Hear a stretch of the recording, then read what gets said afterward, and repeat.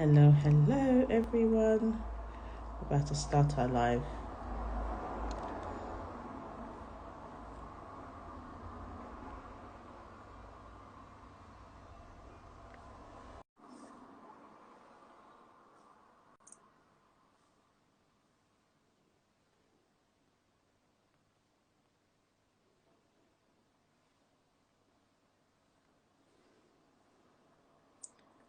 Hi Nicole.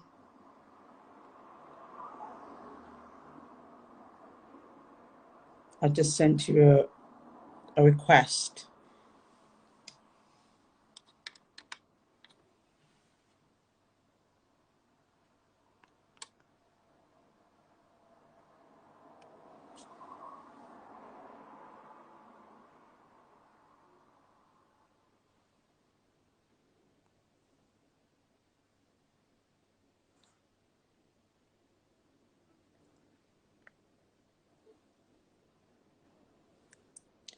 I hope this works because I just sent you a request. Oh no.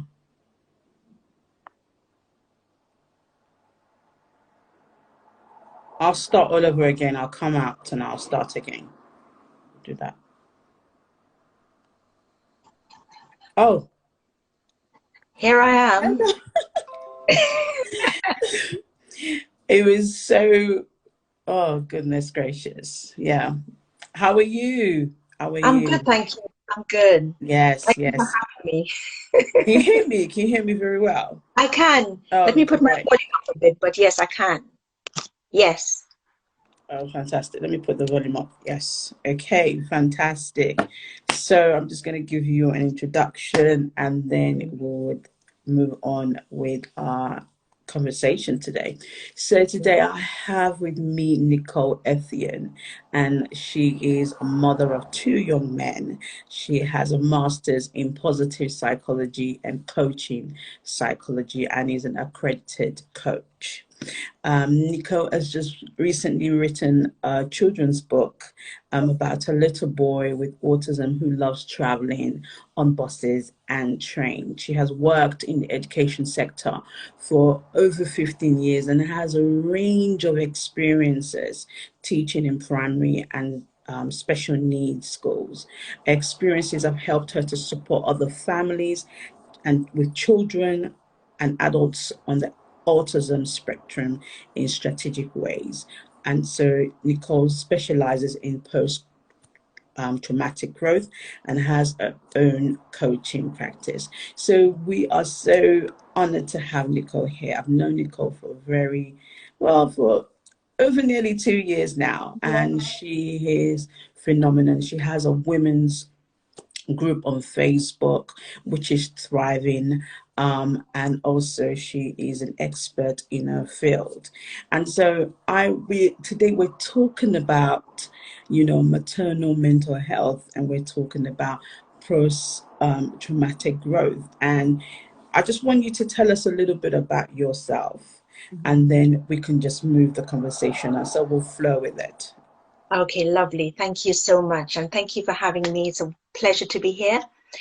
My story came about when I experienced a series of traumatic events in the workplace. It made me severely ill, and because of that, I went through a process of um, physical healing because of major surgery. And within that time period, I decided to leave my job. During that time, I began to think about my life. I felt that I'd been given a second chance by God to lead a more fulfilled life. And I wanted to be able to use my strengths to help other people. So I started life coaching in 2020. And later on that year, after going through therapy and having my own coach, I decided to do a master's. And from that master's, I learned about post-traumatic growth. And I fell in love with the topic because it helped me to see my own life story and to put things into perspective. Um, I felt that I had become a living embodiment of post-traumatic growth from my story. So now I coach and empower professional women who have healed trauma through therapy and are ready to flourish, live joyful, abundant lives with confidence. Right. So people would listen and say, what exactly is post-traumatic growth? Brilliant. If you can just talk a little bit about that so our audience Yes, can understand, yes. definitely. So I love the definition given by Dr. Gabor Mate, that Mm, trauma is not something that happens to you, but what happens in you as a result of what has happened to you. mm-hmm. Yes, it's not something that happens to you, but what happens in you as a result of what has happened to you. I Mm, absolutely love that. I think that sums up trauma. And to understand trauma, and to understand post-traumatic growth, we need to understand trauma first of all. It takes a lot of effort to overcome trauma. But the wonderful part is that suffering brings transformation, where you begin to see things in a new light. The reframing process takes place and there's a growth mindset. Now, within positive psychology, this process of transformation after trauma is known as thriving or post-traumatic growth. And post-traumatic growth is the self-improvement of a person, or a person undergoes after experiencing highly stressful events in their lives. mm, And some women may experience huge life challenges, and may be able to work things out to a certain degree. And that's where resilience plays a role. However, after post-traumatic growth, you are able to use that challenge or that through that challenge and event to bring about a positive impact in your life. So I right. hope that answers your question. Yeah. So is it something that you have to learn?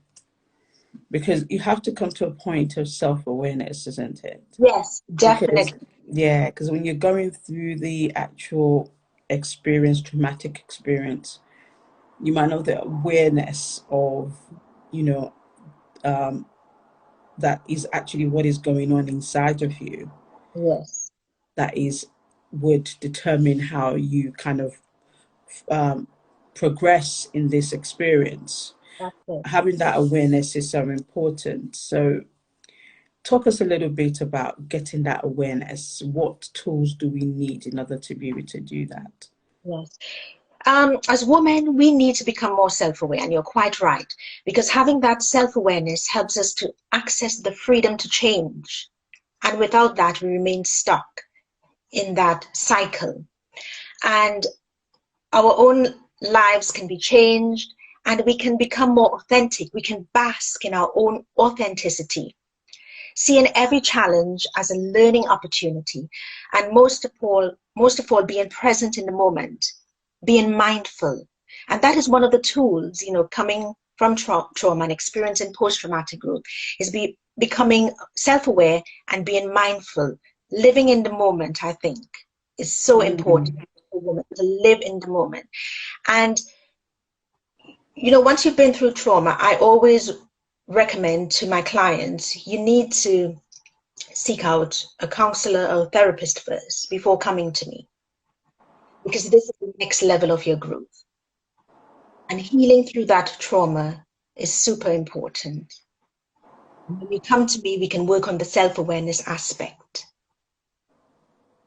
of mm, that level of personal growth. right. So therapy is important. Yes. And we all know, particularly in our communities, um, there is, how can I put it?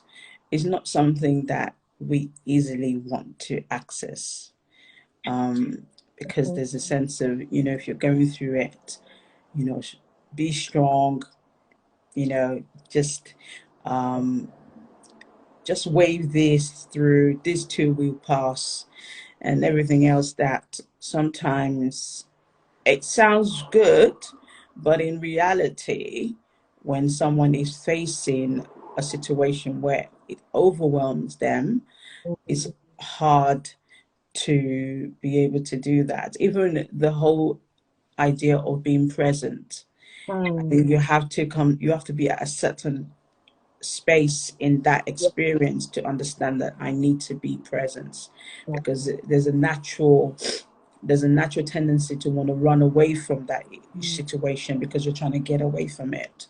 And so being present in it and saying, what can I learn from it? What has this come to teach me?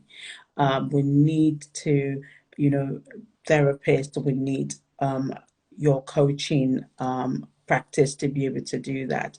So if someone was to come to you, because I work with women and people within the pregnancy loss kind of space, and they've just experienced pregnancy loss, and they are, finding it hard to kind of come out of this experience, how can your coaching help them in that situation? So you're right in saying that, there is a stigma there, and that's something that needs to be addressed around seeking help from a professional. So when it comes to things like this, as women, we need to recognize that we can't always do everything on our own, especially through highly stressful circumstances. We need the support of the people around us. And my role as a coach is, I've explained before, to help people heal through that trauma, who have healed through trauma. And whether that's seeking a therapist or counselor first before coming to me, so that you can actually work on that resilient part of it. And we can work on mindfulness together, mindful work, being present. We can practice gratitude, things like that. It's so important to be grateful for the moment. And there's so many positive psychology interventions that we can use to help, focus on our present mindset and be able to grow from our experiences. So when we take away those tools, and when you work with me, you take those tools away, you are able to, sometimes we might have a down moment. Days are not always going to be rosy. We can have a moment where we feel a bit uncertain, but then with the tools that you're given, you are able to use one of those tools to help you to get back on track, get back to that resilient stage. I always say that, I love this metaphor where I give that, when you work with me, you're driving your car and there's a huge ditch in the road. And that ditch is where you sort of sink. But when you are given the tools, you sort of come back up again to the next level. You come back up on the road and you experience resilience. And then from there, you move upwards to the next level, experiencing post-traumatic growth. Yes. So it's having the tools to enhance, your growth, your capacity to experience post-traumatic growth, to seek out new levels of experiences, and just be joyful, just be in the moment and to be present. Hi, Jade. My friend. I think the important thing that you said, I think that I practice, and it's a mindset that I've taken on and it's helped me, is the fact that it is a journey. Yes. It's not a destination, and it's a continuous journey, and the word growth, you're constantly growing, evolving, and getting closer to where you want to be. And so it is important that people get the tools, but I want you to speak on this as well, and in terms of our faith and what we believe. Yes. Right. And the whole idea that if you go to church every Sunday or you're part of a religious organization, then you don't need to access therapy and you don't need to come to someone like yourself. Can you speak to that? How true is that? I think I can only speak for myself at the moment. And with me, having gone through the experiences I have been and experiencing my trauma in the workplace, I found that having that spiritual aspect and reaching out to God helped me through my challenges. But I was able to speak to someone else who was able to take me to the next level. I was able to see a therapist who was able to give me therapy tools to work through my day-to-day situation. And along with prayer, that helped me to embark on a new level of seeing things in a different way. And I was able to overcome that trauma. So sometimes I do get little lapses where I think I remember certain situations. But with prayer, because some people may have a spiritual side, and that's fine. You can bring that to the table as well.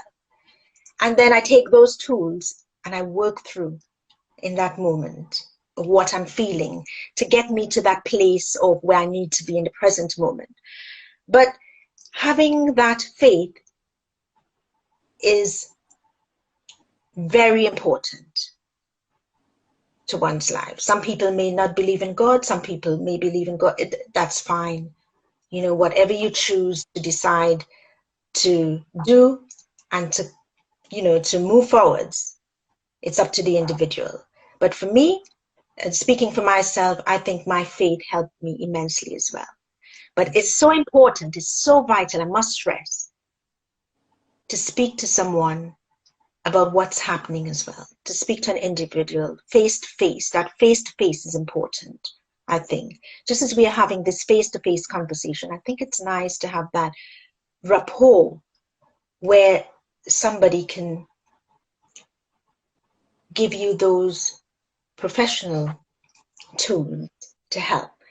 And in my own coaching practice, that's what I give to my clients, the tools that they need as well. And some people may come with the spiritual aspect, their faith, and that's perfectly well, because we can do all things through Christ Jesus, who heals and strengthens us. Thank you very much for that. And I wanted to kind of speak in terms of your work with families who have children. Sorry, you support families with children and adults on the autism spectrum, and there might be parents listening to this right now, and they need that sort of help. How do you help families who are facing this experience, really? Yes. Well, I used to work with families, and because of my coaching at the moment, I'm always happy to lend a listening ear and to help someone work through something from my own experiences, because I've got the lived experiences of my own son who's got autism. He's 19. So from what I've learned as a teacher in different settings, both primary and special needs schools, I'm able to bring that to the table and help someone, you know, to overcome a challenge they may be facing in the moment. But there are lots of places that you can, you know, that I would signpost you to. National Autistic Society is very good. There are useful resources on there to help parents. And there are lots of advocates as well, like, you know, Anna Kennedy. I was once a volunteer with her, and she's fantastic. But I think when I worked with parents at that time, I was able to empower them to see their child in a new light. It's not something that, you know, that to be ashamed of. It's something to be nurtured, to love, because at the end of the day, God has given us this child or this young person, and it's for us to do the best we can to bring them up with all the tools and resources and use everything that's available to you. use everything that's available to you, the services, the people, the advocates that are out there to help you. Mm. And this is my lovely book, Oliver's Travels. Yes. Talk about your book. What's the inspiration behind it? Oh, it was my friend's son, and it's dedicated to her, Ida, and her boys. One's called Oliver, and he's my inspiration because when was it? In 2020, in fact, he absconded, and he took the train and he went. He's 18 at the time. So this is a younger version of him, and he absconded and he went all the way to Scotland. And the turning point came for me because we as parents, we all went out searching for him, and the police were called in and alert was set out for him. And the turning point came for me because I was doing my master's then, and I thought about it. He went on his way to Scotland, he experienced, I wouldn't say experience, he landed on a platform, and I'm trying to remember what happened next. The person who worked there saw him, and he tried to communicate because he's a nonverbal adult, young man with autism. But in his own special way, he tried to communicate that probably he needed help, I don't know, or he needed, to know where the next train was. But unfortunately, the person didn't understand, and he put him back on the train. And that's when the revelation came, and I realized, hang on, we still need more awareness. We still need people to be aware that, yes, there are people with autism out there. Some are verbal, some are non-verbal, some need a little support, some might need a lot of support. And that's where the idea came to write Oliver's Travels. And it's named after a real life Oliver. He's much older, and that's his love for buses and trains. I was able to capture that for the younger Oliver in the book.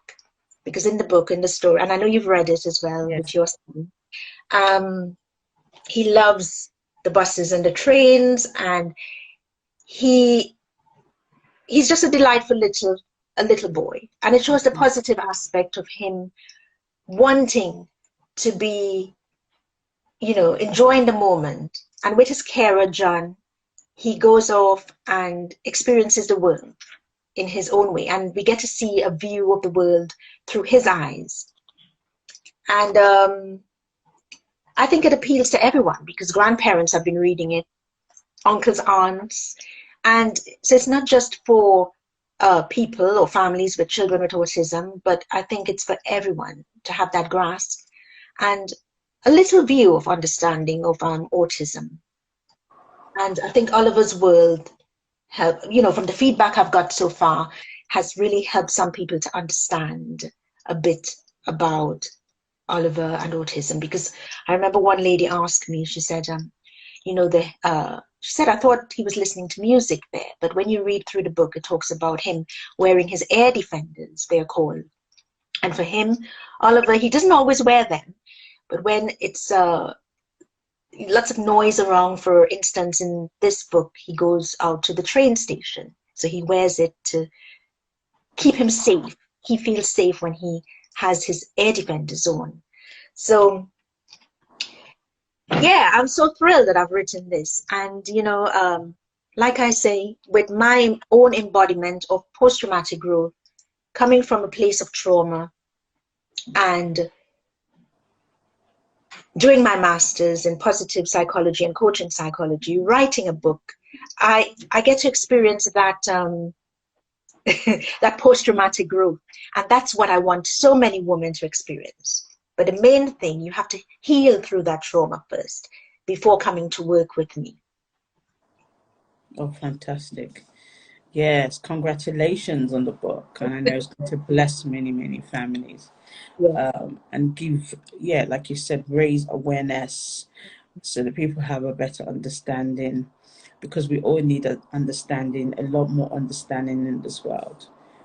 Sometimes, when people, see children who may be on the autism spectrum, maybe they're having maybe a bit of a challenge. There's you have a lot more understanding for the parent in that Yes. situation. You're not quite judgmental and say, well, you know, sort that out, you know, and you can reach out and maybe support them in Yes. that moment as well, Exactly. because you don't really know what people are going through. Yes. Um, and so this I like it because it's easy to read. It gives you some insight into the life of Oliver, and I'm just looking forward to many more books that Yeah. you're going to pen and write. I know Yes. this is not the only one. Yes. It's the first in So, the series, so yes, so yes. we're looking forward to that, and hopefully one day we'll have it as a cartoon or something on TV. Oh, That would that'd be work. lovely. So, That would be lovely. so Yes. thank you so much, Nicole, for coming to this. I Yes. know that it's quite a challenging time at the moment because of what we spoke about, but Yes. thank you Yes. for coming on. And so I'm going to post all your details and even the link to the book on Amazon for That'd those be who nice. want to purchase it and those who want to work with you as well. And so, yeah, thank you so much. Have a lovely day. Thank you, everybody else, for joining. What Before do you you want to go, say? Before you go, I just want to say, KG, that you're a wonderful example of post-traumatic growth, and I admire you so much and the work that you're doing and impacting women who have suffered a loss of a baby. And I just want to say that you've been able to do that inner work and help other people in the process. So well done to you. Thank Well you. done. Thank you. I appreciate that. Thank you. Have a lovely day. Bye bye. Thank you, everyone, for Bye bye. joining. Bye. Bye. Bye. Bye.